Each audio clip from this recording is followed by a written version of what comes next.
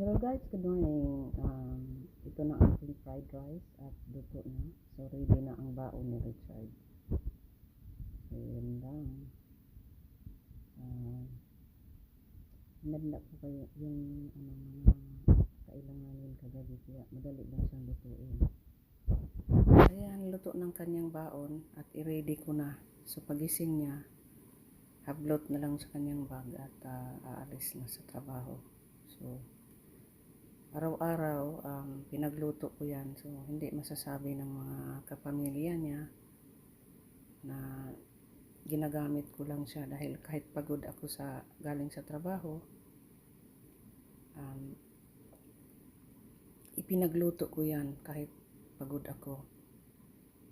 So wala akong reklamo, so lahat ginagawa ko kaya pagod ako lagi.